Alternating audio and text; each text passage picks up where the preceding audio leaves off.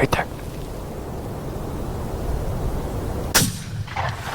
How many of the deer hunting tricks your grandfather used without thinking twice about them would get you a fine, a confiscated rifle, or a lecture from a game warden today?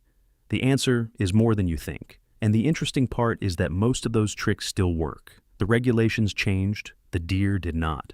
Your grandfather did not have trail cameras, scent elimination, spray, or a $400 ozone machine. He had patience, observation, and a collection of tricks he learned from the guy who hunted the property before him, who learned them from the guy before that, going back to a time when deer hunting was less about gear and more about understanding what makes a whitetail stop, investigate, and commit. This video covers 27 of those tricks. Some are legal everywhere. Some are restricted in certain states. Some are flat out banned in places where baiting laws have tightened in the last 20 years.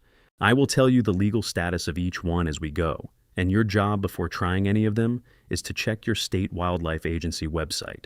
That is not a suggestion. It is the one rule that overrides everything else in this video.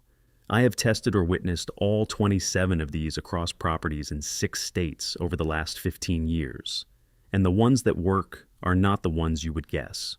Stay until the end because number 27 is the simplest trick on the list, costs nothing, takes 30 seconds, and is the one I use on every single hunt, regardless of what else I am doing. Number 1, the copper and zinc galvanic lick. Take a pre-1982 copper penny and a galvanized zinc washer, nail them together, and hammer them into a stump. Moisture in the wood and soil creates an electrochemical reaction that releases mineral ions into the dirt. Deer detect those ions from 80 to 120 yards, roughly the length of a football field, and come to lick the stump. I covered this in detail in the copper trick video. It costs a dime and outperforms mineral blocks that cost $24. Legal status varies by state because mineral deposits in soil are classified as bait in some jurisdictions. Check your regs. Number 2, fermented wood ash. Mix 2 quarts of hardwood ash with a gallon of water. Seal it for 5 to 7 days and pour the strained liquid on a stump face. The fermentation converts insoluble calcium carbonate into soluble ions that deer detect and seek out. I covered the full recipe and the rock salt cap trick in the fermented ash video. Same principle as number 1, but using potassium and calcium instead of copper and zinc. Legal status is the same as any mineral attractant in your state. Number 3, the wild mushroom cover scent. Crush fresh Agaricus campestris, the common field mushroom, into a paste and rub it on your boots and sleeves.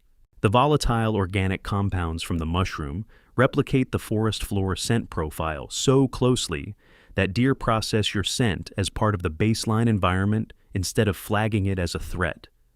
Full preparation and the fermented version are in the mushroom video. This one is legal everywhere because you are not attracting deer, you are hiding from them.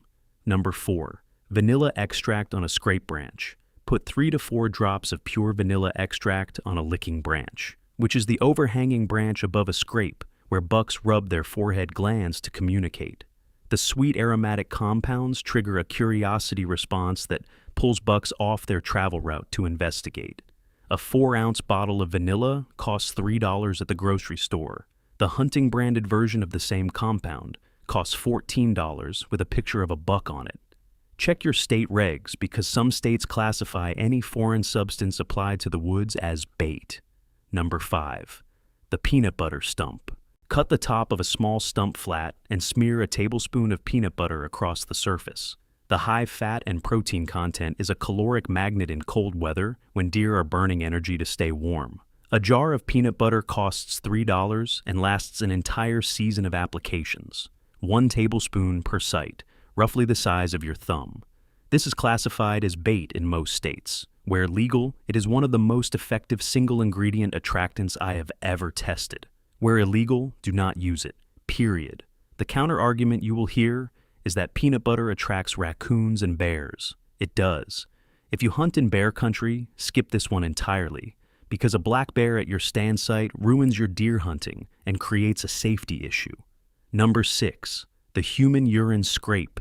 This one sounds insane, and I resisted trying it for years. Urinate in a mock scrape. which is a cleared patch of dirt about 2 feet across that imitates a natural buck scrape. The ammonia compounds in human urine mimic the chemical signature of another animal's territorial marking. Bucks investigate it the same way they investigate any unfamiliar scent in their scrape line. An old-timer on a lease in Southwest Virginia swore by this for 30 years, and I finally tried it on a dare. It worked. The buck that showed up spent 45 seconds working the scrape with his hooves and nose. I have no scientific explanation for why it works, and a biologist would probably tell me I am wrong about the mechanism. But the camera does not lie. Legal everywhere since you are not importing a foreign substance. You are just, well, contributing. Number 7. Apple cider vinegar drip. Hang a small bottle with a pinhole in the cap over a cleared patch of dirt. The slow drip releases acetic acid that mimics the chemical profile of scrape fermentation. Deer respond to it the same way they respond to a natural scrape. A bottle of apple cider vinegar costs $3, and one bottle provides enough drip applications for an entire month. Legal status depends on your state's definition of bait. Everything in this video, plus 60 more field-tested techniques, is in the Buck Hunter's Bible. 90 pages of deer behavior, science, scent control, scouting methods, stand placement, and rut phase tactics with a quick reference card you can take to the stand. Link in the description below, QR code on screen. Number 8. Anise oil boot pads. Tie cotton pads soaked in anise oil to the bottom of your boots and walk your entry route to the stand. The sweet licorice scent covers your ground trail and creates a curiosity line that deer follow directly to your stand location. Anise is a known bear attractant, so if you hunt where bears are present, skip this or use it only during late rifle season when bears are denning. A 2-ounce bottle of anise oil costs about $5 at a health food store and lasts an entire season. Number 9. Burning hickory leaves for a smoke wash. Burn a small pile of dry hickory leaves and let the smoke saturate your hunting jacket and pants. Wood smoke is the oldest cover scent in human history, and deer do not associate it with danger because natural fires have been part of their environment for millions of years. My grandfather did this every morning before a hunt, and he killed more deer in his life than I will in mine. The smell fades after 4 to 5 hours, so reapplication is needed for all-day sits. Free. Legal everywhere. Number 10. The corn muffin crumble. Crumble cheap corn muffins along a trail leading to your stand. The processed sugar and corn emit a stronger scent plume than whole kernel corn because the surface area is dramatically higher, classified as bait in most states. Where legal, it outperforms whole corn because the scent disperses faster and further. A 6-pack of corn muffins costs $2 at any gas station. Number 11. Cinnamon powder dusting. Sprinkle cheap ground cinnamon on the forest floor around your stand in a 10-yard radius, roughly the distance across a 2-car garage. The cinnamaldehyde compound mimics the scent of fermenting acorns and fruit. Deer approach it with curiosity, not alarm. A dollar store container of cinnamon covers 3 to 4 applications. Check your state regs. Number 12. Molasses tree painting. Paint the trunk of a smooth-barked tree with blackstrap molasses from the ground to about 4 feet up, roughly chest height on a whitetail. Deer will lick the bark until the molasses is gone and then keep coming back to check if it has been refreshed. Classified as bait in most states. Where legal, it creates a sight that deer return to daily for weeks. A gallon of blackstrap molasses costs $8 at the grocery store and treats 6 to 8 trees. Number 13. Pine needle tea spray. Boil a pot of local pine needles for 20 minutes, strain the liquid, and put it in a spray bottle. Mist your clothing and equipment before the hunt. This creates a cover scent that is chemically identical to the conifer environment around your stand because it is made from the same trees growing around your stand. Free. Legal everywhere.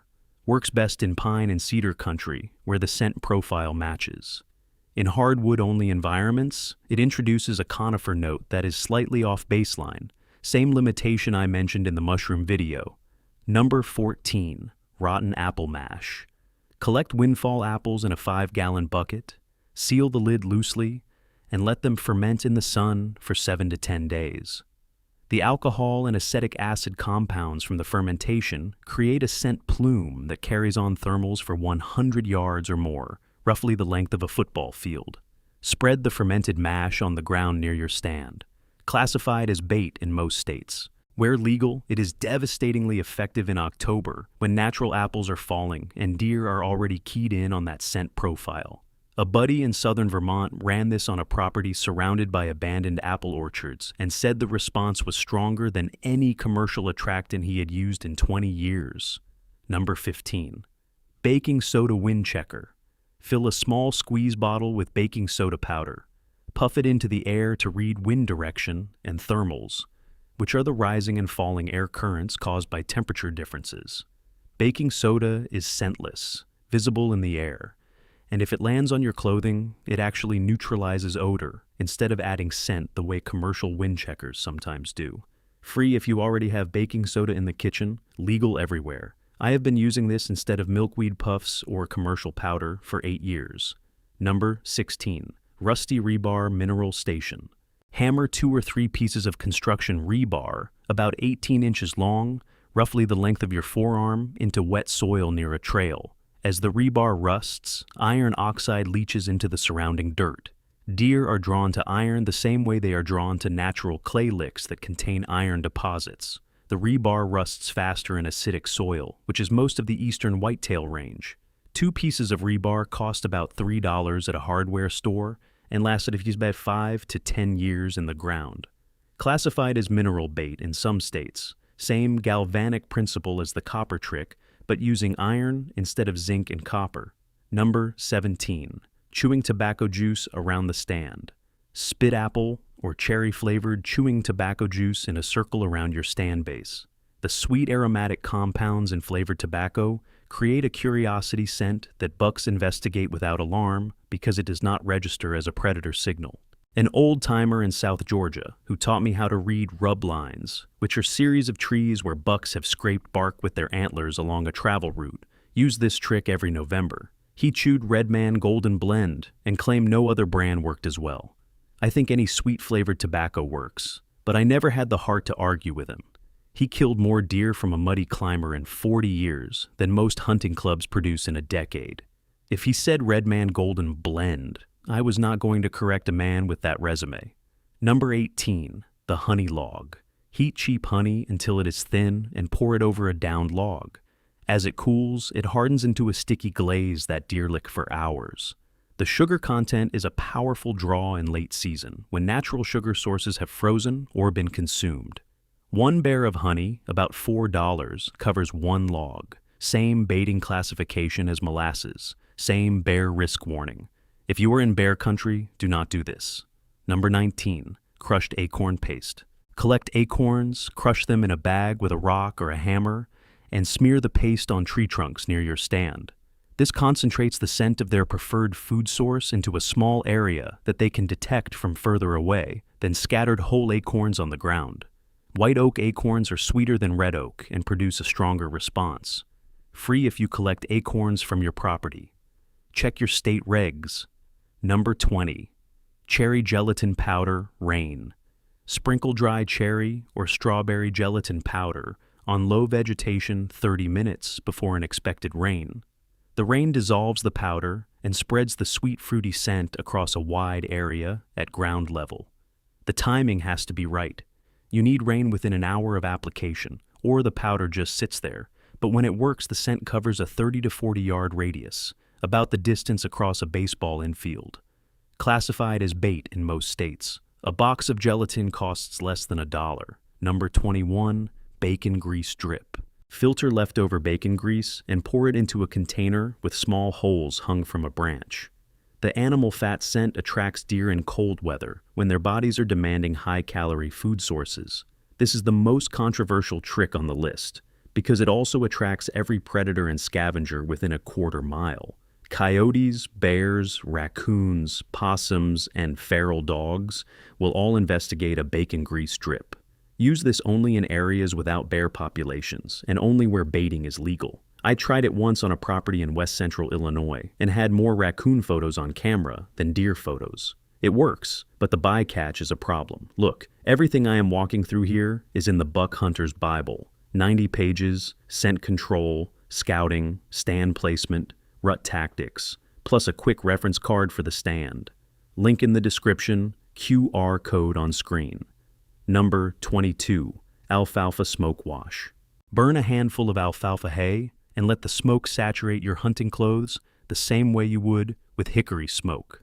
Alfalfa smoke smells like fresh-cut feed to deer, which registers as a food signal rather than a predator signal. Deer in agricultural areas where alfalfa is grown respond particularly well because the scent is already associated with safe feeding environments. Free if you can get alfalfa from a local farmer, legal everywhere as a cover scent. Number 23, mint extract trail.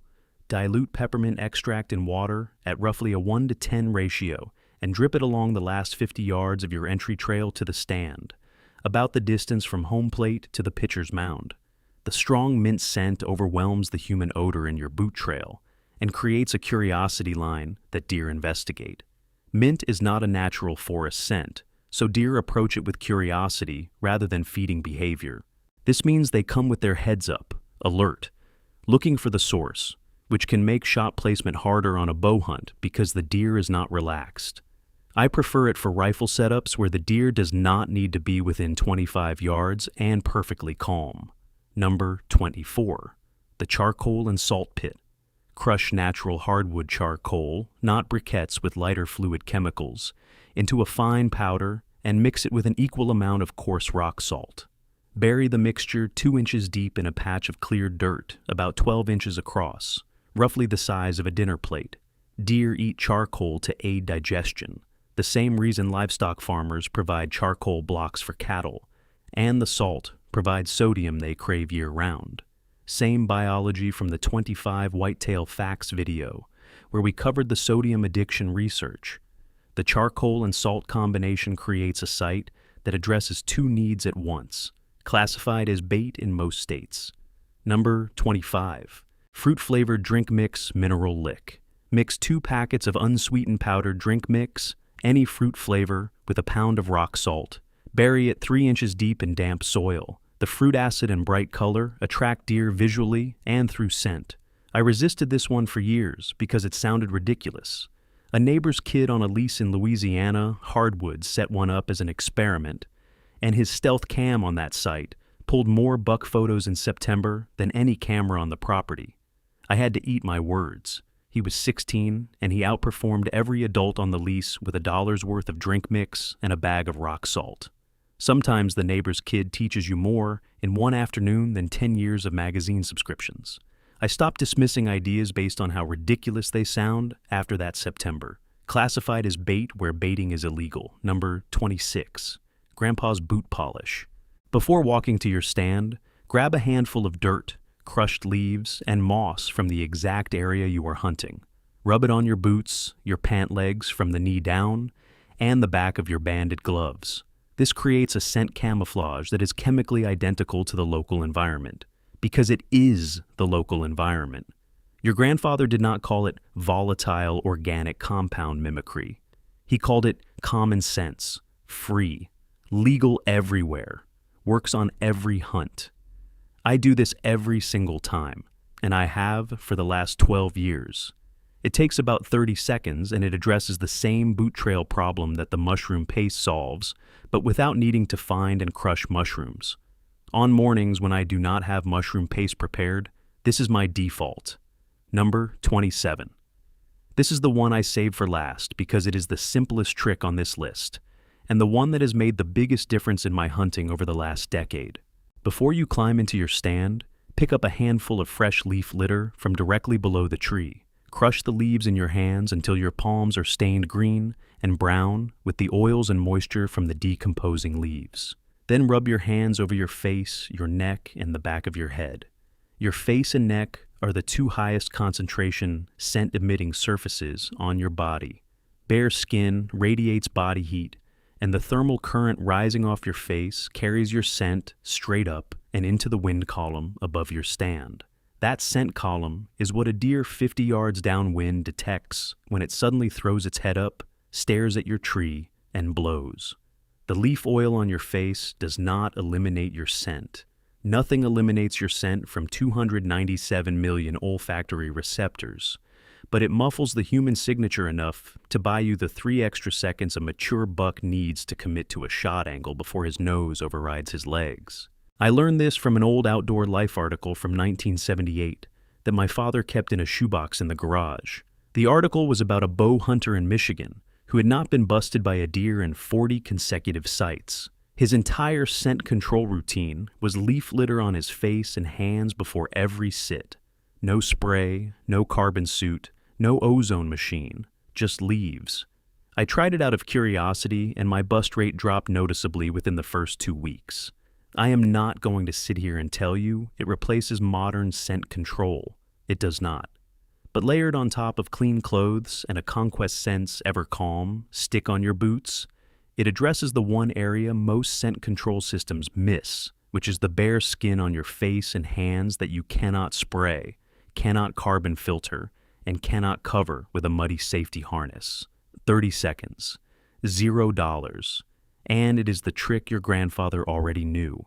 Every trick on this list came from somewhere before the pro shop existed, before the camo catalogs, before the scent elimination aisle took up half the store. These tricks survived because they worked. Not all of them are legal where you hunt. Not all of them are appropriate for every property, but the principles behind them, curiosity scents, mineral chemistry, caloric attraction, scent camouflage from local materials, those principles have not changed since the first hunter walked into the first forest with a weapon and a plan. The deer are the same animals they were when your grandfather hunted them. The tricks that worked then still work now. The only thing that changed is who is selling you the solution.